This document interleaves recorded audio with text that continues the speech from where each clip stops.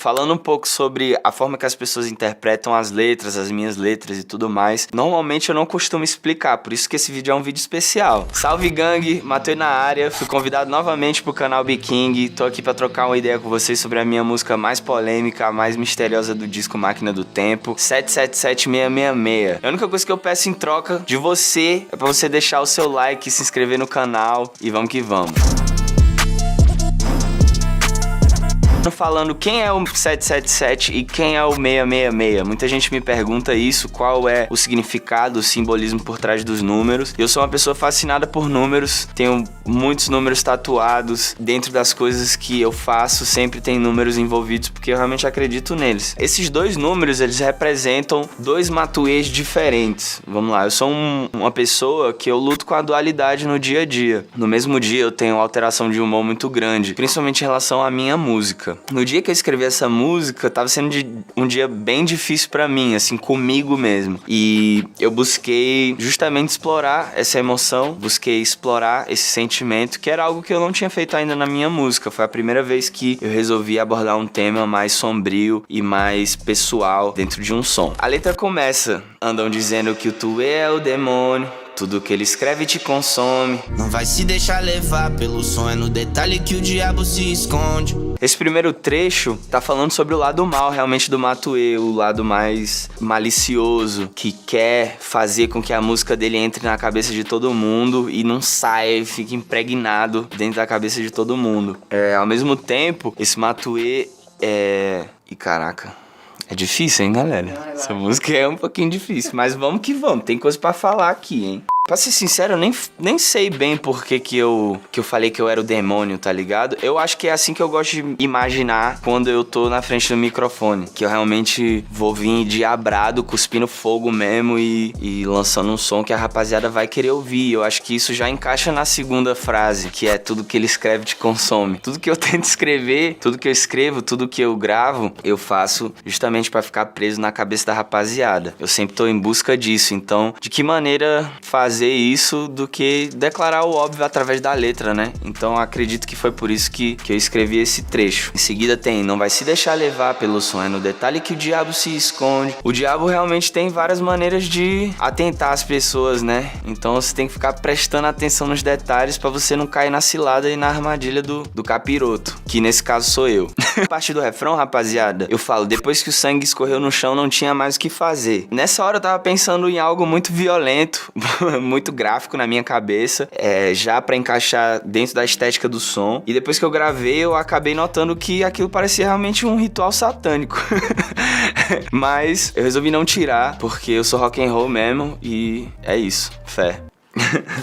Já no segundo verso, rapaziada, a letra vai... No segundo verso a gente fala um pouco sobre essa ideia de consumir e ser consumido. Eu falo um pouco sobre a relação que eu tenho com o celular e com as redes sociais, que eu enxergo hoje como uma ameaça muito grande na vida das pessoas, na saúde mental das pessoas, na minha, inclusive, eu reconheço isso pra caramba. Então por isso que eu falo: tudo que tu consome é um vírus, o que passa no teu telefone é um vírus, justamente fazendo uma analogia, né, uma conexão entre o momento que a gente tá vivendo de pandemia, do vírus do corona, e as coisas que a gente consome às vezes no celular, que podem fazer mal pra nossa cabeça, tanto quanto uma doença ou quanto um vírus ou algo do tipo. Na próxima parte eu falo: o diabo ri da tua cara e tu ri de volta, mal sabe você que você é o sacrifício. Nesse trecho eu tô complementando um pouco o primeiro trecho, no caso, vendo as redes sociais ou o que acontece, essas notícias ruins, essas coisas que mexem com a nossa cabeça, né? A constante comparação que a gente faz quando a gente tá no telefone da nossa vida com as outras vidas. E é uma coisa nova. Às vezes a gente enxerga isso numa inocência, vê isso de uma forma como se fosse uma brincadeira, rindo daquilo, só que na frente vai ter um preço a se pagar ali, aquilo vai ter um efeito negativo na nossa cabeça. Pelo menos tem na minha, né? Eu posso falar sobre a minha situação melhor. Então hoje em dia eu busco trabalhar isso e evitar isso o máximo possível. Essa música foi uma forma de escrever isso e fazer disso uma terapia, vamos dizer assim. Nesse trecho, por que você é o sacrifício? Por que eu tô falando como se fosse pra mim mesmo nessa parte, né? Eu noto que em muitos momentos eu acabo me perdendo dentro de maus hábitos e coisas que pode ser um prazer momentâneo ali na hora, mas que vai me sacrificar, vai tirar algo de mim depois. Por isso que eu falei que é o sacrifício, no caso. Um ato assim como você ficar olhando no celular por algumas horas e perdendo o seu tempo, pode vir a afetar a sua vida de alguma forma negativa, seja no seu trabalho ou na sua vida pessoal ou qualquer coisa do tipo. Então é mais uma vez eu fazendo uma espécie de alarde, assim, de ei, mano, presta atenção aí no que tu tá fazendo, velho. Essa música inteira é sobre isso. É uma conversa comigo mesmo, dizendo pra eu prestar atenção no que eu tô fazendo. Praticamente, basicamente. Aproveita que você tá curtindo essa explicação e comenta aí embaixo se você acha que o Tuezinho é um demônio mesmo. Nesse próximo trecho, eu tô dando voz um pouquinho às vozes diferentes que eu tenho na minha cabeça. Uma voz que, mais uma vez, é a voz do 666, né? Que tá em busca de dinheiro ou prazeres carnais ou... Sabe? É uma voz mais gananciosa da minha consciência. E a voz 777. É como se elas duas estivessem conversando, sabe? E nesse trecho, a voz que tá falando é a do 666, no caso. São ossos do ofício. Levantar mais cedo, trabalhar, ganhar dinheiro pra poder acordar mais rico. De repente isso vira um vício. Posso falar isso? Não. Esse trecho é a voz do 666 falando com a voz do 777, entendeu? Já gerando a reflexão. Eu, pessoalmente, tenho uma relação difícil com isso, porque eu vivo num mundo do trap, né? E a gente tem essa relação de ostentação, de apelo sexual, de tudo que envolve esse mundo do trap. E, ao mesmo tempo, eu sou um cara calmo, eu sou um cara tranquilo. Eu vivo uma vida calma no dia a dia. E nos finais de semana, na época de show, né? A gente vive o caos, literalmente. Então, foi mal, galera. Eu podia ter me preparado um pouquinho melhor pra isso aqui, mas eu fui pego de surpresa pela minha própria letra. Bom, nesse trecho eu falo um pouco sobre o processo incansável de busca de dinheiro mesmo. A gente canta muito sobre isso e nesse momento veio uma reflexão se isso realmente é bom, sabe? Se isso é tudo. Que é bom, eu sei que é, porque eu adoro dinheiro. Todo mundo gosta de dinheiro, né? Todo mundo pode concordar com isso. Mas dinheiro não é tudo, né? Não são todos os aspectos da nossa vida, isso não resolve tudo. Então, chega num ponto que se você se dedica, se você se doa 100% ao dinheiro, você se torna somente aquilo. Sua vida, seu objetivo e o seu ciclo de vida diário acaba sendo totalmente voltado para aquilo. Então, mais uma vez, algo que eu queria me alertar ali naquele momento para eu poder lembrar de aproveitar meus amigos, meu dia a dia, meus relacionamentos e as coisas também que a música trouxe pra minha vida, que são várias bênçãos aí. Ei, palhaço, por que você tá rindo? Você quer zoar da cena trap sushi quando tu foi esquecido. Eu não tô falando de outra pessoa, tô falando pra mim mesmo. Tô falando, se eu continuar nesse caminho, se eu escolher esse caminho, eu posso acabar sendo esquecido, né? Isso é uma coisa que pra mim, pra minha história, pra minha caminhada, não é algo que eu quero.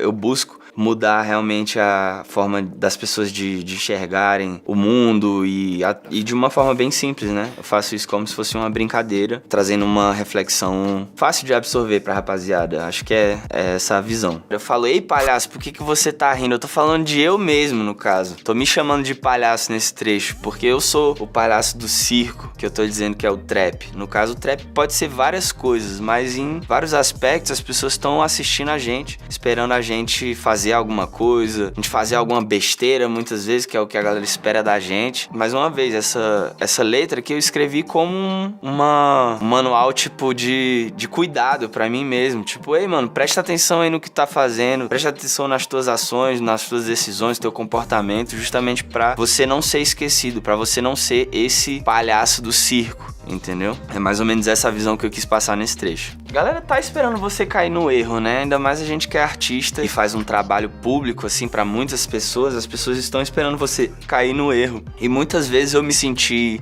como se eu tava sendo observado por muitas pessoas, sendo julgado por muitas pessoas ali naquela situação como se fosse um espetáculo. Eu acho que por isso que, de novo, eu acabei chamando a cena como um todo de um circo. Eu acredito que todo artista se identifica um pouco com isso, sabe? Com essa sensação de ser observado, ser julgado o tempo inteiro e tudo mais, mais, que é uma coisa natural do meio que a gente vive, que a gente trabalha, mas que não é fácil, né? A gente tem que ter a cabeça boa, tem que ter consciência no lugar certo pra gente poder fazer o que a gente faz, criar música, fazer isso tudo com amor e não deixar as outras coisas entrarem e afetarem isso. Acho que o que eu posso adicionar pro refrão também é a sensação de final, assim, tipo, depois que você tomou aquela decisão, né, depois que o sangue escorreu no chão, vamos dizer assim, não tem mais o que fazer, não tem mais volta, então você tem que ter cuidado, às vezes, com as decisões, os rumos que você toma na vida, justamente pra você não acabar numa situação que não tem volta. Então, galera, o geral dessa música, o significado geral dessa música é justamente um alerta, como se fosse uma carta de alerta que eu escrevi pra mim mesmo, devido a certos comportamentos, certas decisões que eu tava tomando na minha vida durante aquele momento que eu queria tomar outro rumo. E eu acredito que todo mundo passa por isso, entendeu? A gente tem que achar uma forma de expressar isso, de botar isso pra fora, de achar uma maneira de lidar com isso, e a minha maneira foi a música. Por isso que essa música tem importância muito grande pra mim e pro disco. Eu sei que muita gente visa a música como uma coisa diabólica e tudo mais, e de fato a linguagem é bem intensa, bem impactante, mas no geral o significado é esse. O significado é pra me alertar mesmo e pra eu continuar na minha busca e na minha evolução pessoal. A forma que a gente tentou representar a ideia da música no visual, no clipe, no caso, foi pegar o Matuê do Bem e o Matuê do Mal e botar isso pra cair na porrada. É interessante a forma que a gente buscou representar os dois Matuês, porque cada um mostra justamente essa energia positiva e negativa e elas lutando entre si. Eu acredito que ninguém seja 100% bom, nem 100% ruim, né? A gente tá sempre nessa briga entre os pensamentos ruins e bons, entre a positividade e a negatividade. Então, ali naquele clipe, a gente conseguiu representar isso dessa forma. Falando um pouco sobre a forma que as pessoas interpretam as letras, as minhas letras e tudo mais, normalmente eu não costumo explicar, por isso que esse vídeo é um vídeo especial. Mas eu quero que as pessoas gerem suas próprias conclusões e tirem seus próprios entendimentos de cada música. Às vezes as pessoas não tiram entendimento nenhum, entendeu? Às vezes é só uma música, mas eu acredito que a música tem esse poder de agir no subconsciente de cada um, de ter uma influência positiva, negativa, ou enfim, algum tipo de influência na pessoa, e isso é algo que eu gosto muito, faz parte do meu processo de conversar com o meu público através da música. Então, essa música, como tem um tema, né, bem diferente, bem satânico, eu acho que a galera teve vários debates, várias discussões sobre o que significa, com quem que ele tá falando, será que ele tá xingando alguém, será que ele tá falando de alguém, ou será que ele tá falando dele mesmo? Então, fica aí mais esclarecido, de fato, o que quer dizer a música. É isso aí, rapaziada. Se você tiver curtido esse vídeo, essa explicação, deixa seu like, comenta aí o que você achou, beleza? E se vocês curtirem mesmo, quem sabe, nós tá de volta aí pra outra explicação. Valeu!